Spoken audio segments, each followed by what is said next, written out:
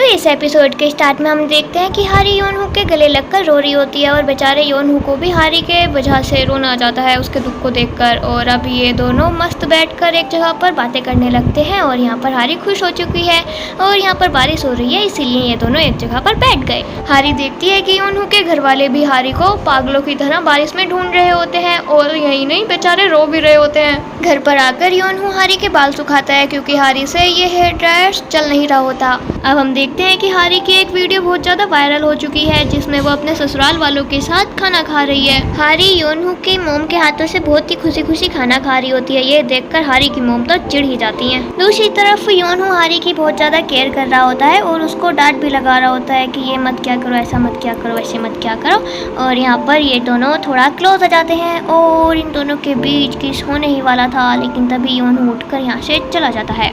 बाहर आकर वो खुद से कहता है कि ये क्या हो रहा है, मुझे फिर से प्यार हो रहा है। योनहू अपने भाई के साथ फिरा होता है और उसका भाई उससे बोलता है कि हारी के पास चला जा अब सो जा जाके, लेकिन यहाँ पर योनहू साफ मना कर देता है और ये बात हारी भी सुन लेती है। हारी तो ये सुनते ही दुखी होकर यहाँ से चली जाती है और अब योनहू बोलता है कि मैं डरता हूँ कि हमारे बीच कुछ हो ना जाए। अब योनहू अकेला होता है और खुद से बोलता है कि हारी के मरने से मुझे कोई फर्क नहीं पड़ता, जैसे पहले उसके साथ रहता था वैसे ही अभी रहूंगा। उससे नफरत करनी है, उसको बिल्कुल भी नहीं झेलना, उससे अलग रहना है, दूर रहना है उससे, बस आसान ही तो है। अब लेटकर आसमान की तरफ रोते हुए कहता है कि लेकिन मैं उससे दूर ही तो नहीं रह पा रहा हूँ। सीना फ्लैशबैक में जाता है और हम देखते हैं कि इनके बेबी के रूम को खाली किया जा रहा होता है। योनहू को पता लगता है कि ऐसा हारी ने करने को कहा है। अब योनहू जाकर सीधे हारी से पूछता है कि तुम ऐसा क्यों करवा रही हो, तो फिर हारी कहती है कि क्योंकि मुझे गुस्सा आता है उस रूम को देखकर। ये सुनकर योनहू पूरे तरीके से टूट जाता है और अपना सामान अपने बेबी के रूम में रखवा लेता है। इस तरह इन दोनों में दूरियां शुरू हुई थी और यहाँ धर हम देखते हैं कि हारी भी दुखी होती है अपने बच्चे के सामान को जाते हुए देखकर, लेकिन वो यहाँ पर गुस्से की वजह से इन सामानों को नहीं हटवा बल्कि उसको ये सब कुछ देखकर दुख होता है, इसीलिए वह हटवा रही है। लेकिन यहाँ पर इसने गलती कर दी, अपनी रियल फीलिंग्स ना बताकर। अब दुख को गुस्से का नाम तो नहीं दिया जा सकता ना, इस वजह से यहाँ पर इन दोनों में दूरियां हो गई। अब हम देखते हैं कि ये लोग वापस से हारी के घर पर आ जाते हैं और यहाँ पर बारिश हो रही होती है अभी भी और हारी तो एकदम छाता के आगे आगे भाग रही होती है। तो फिर योनहू से वो कहती है रुक के कि मैं तुम्हारा कल रात बिल्कुल भी वेट नहीं कर रही थी, समझे तुम। और यहाँ पर योनहू कहता है कि हाँ ठीक है मुझे पता है। तो फिर हारी कहती है फिर से कि मैं सच में तुम्हारा इंतजार नहीं कर रही थी, नींद की गोली नहीं थी इसीलिए बस नींद नहीं आई, ऐसा वैसा। वो मतलब ये दिखाने की कोशिश कर रही है कि वो सच में इंतजार नहीं कर रही थी। तो फिर योनहू कह देता है कि हाँ मुझे भी पता है कि तुम किसी का इंतजार करने वाले लोगों में से नहीं हो। फिर हारी ध्यान देती है कि योनहू ने सारा छाता तो हारी के ऊपर क्या हुआ है, वो बेचारा खुद बारिश में भीग रहा है। हारी यहाँ पर ये बोलकर आगे जाने लगती है कि छाता ठीक से पकड़ो, और जब वो आगे जाती है तो फिर यहाँ पर योंगसुक आ जाता है और हारी योंगसुक के साथ चली जाती है पीछे। बेचारा योनहू अपना टूटा दिल लेकर खड़ा रह जाता है। योनहू अंदर जाता है तो फिर योंगसुक उससे कहता है कि मैं अब से यहीं पर रहने वाला हूँ। तो फिर वो बोलता है कि अगर तुम्हें कोई दिक्कत है तो तुम बता सकते हो। तो फिर योनहू बोलता है कि हाँ अगर मुझे तुम्हारे यहाँ रहने से दिक्कत हो तो क्या यहाँ से चले जाओगे। तो फिर इस पर योंगसुक साफ मना कर देता है कि बिल्कुल भी नहीं। तो फिर यहाँ पर योनहू कहता है कि जब तुम नहीं जाने वाले तो क्या फ़ायदा। अब हारी आती है और योंगसुक से बोलती है कि योनहू कहाँ पर है।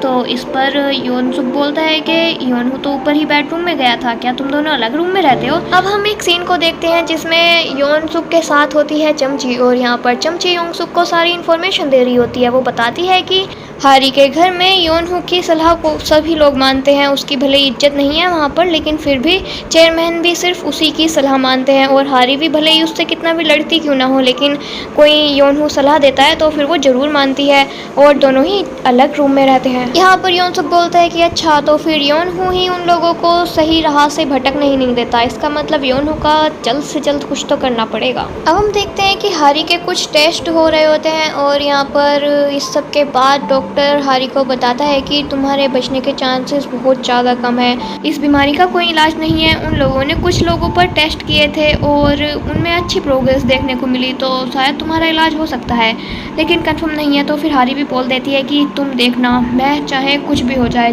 बचकर रहूँगी। अब हम देखते हैं दद्दू की गर्लफ्रेंड को, मतलब कि चेयरमैन की गर्लफ्रेंड को। और यहाँ पर ये आई है बुआ जी से बदला लेने के लिए, क्योंकि बुआ जी ने उसको बहुत कुछ सुना दिया था। बुआ जी तो पता ही है गुंडी टाइप की हैं, लेकिन वो यहाँ पर इस कुतिया से हार जाती हैं। मतलब कि WWE की चैंपियन हुई ये दद्दू की गर्लफ्रेंड ओतरी। और यहाँ पर ये दद्दू की गर्लफ्रेंड बुआ जी को बहुत बुरे तरीके से मारती है और कहती है कि अपनी औकात में रहना। आप लोग देख ही सकते हो कि ये कुतिया कितनी ज्यादा कमीनी है। और जब बुआ जी अपने पापा को बताती हैं कि तुम्हारी गर्लफ्रेंड ने कितना मारा है, तो फिर यहाँ पर चेयरमैन बिल्कुल भी विश्वास नहीं करते अपनी बेटी पर और अपनी गर्लफ्रेंड से पूछते हैं, तो फिर वो एकदम झूठ बोल देती है कि यहाँ पर सारी गलती बोंगचा की है।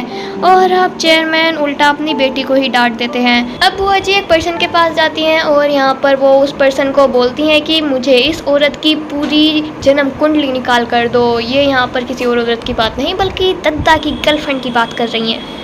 अब हम देखते हैं हारी को। हारी जब अपने ऑफिस से जा रही होती है तभी अचानक से उसको हेल्यूसिनेशन होने लगता है और वो अचानक से एक बर्फीले इलाके में पाती है खुद को। वो घबरा जाती है और यहाँ पर उसको ठंड भी लग रही होती है। वो बस सीधे चलती जाती है और यहाँ पर वो रियल लाइफ में गिरने वाली होती है, लेकिन तभी उसको योंगसुक पकड़ लेता है और इस वजह से उसको अपने हेल्यूसिनेशन से भी होश आ जाता है। योंगसुक उससे पूछता है कि तुम्हें कुछ हुआ है क्या? तो फिर यहाँ पर हारी उससे बोल देती है कि नहीं, कुछ भी नहीं, मैं बस ऐसे ही थक गई थी ना, इस वजह से ऐसा हो गया। योंगसुक अब चमची से मिलता है और उससे पूछता है कि क्या हारी को कोई बीमारी है? तो फिर वो चमची बोलती है कि नहीं, ऐसा तो मुझे नहीं लगता।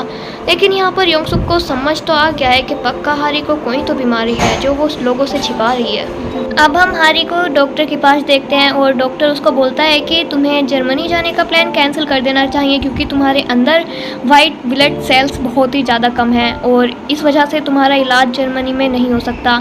यहाँ पर मतलब जो हारी का इलाज है वो जर्मनी से होगा।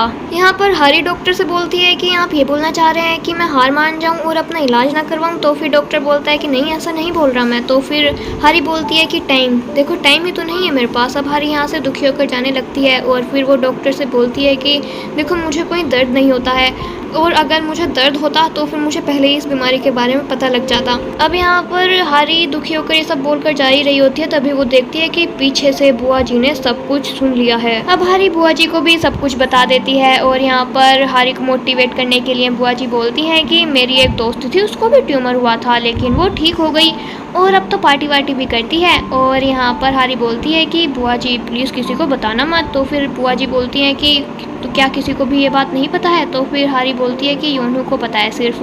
तो बुआ जी कहती हैं कि अच्छा ठीक है, उसको तो पता है ना, फिर क्या चिंता।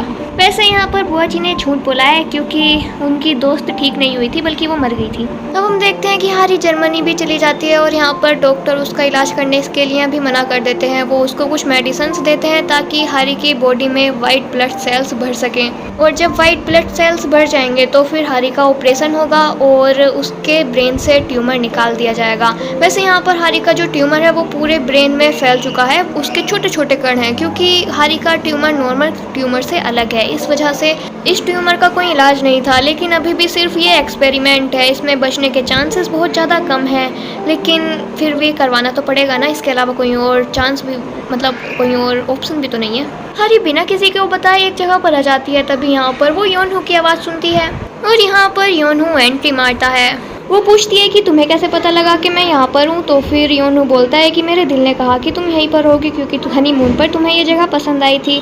तो फिर वो बोलती है कि नहीं, मैं तुम बहुत ज़्यादा दुखी हुए, और योनहू भी हारी को सॉरी बोलता है और इस तरह यहाँ पर इन दोनों का प्यार वापस से आ जाता है।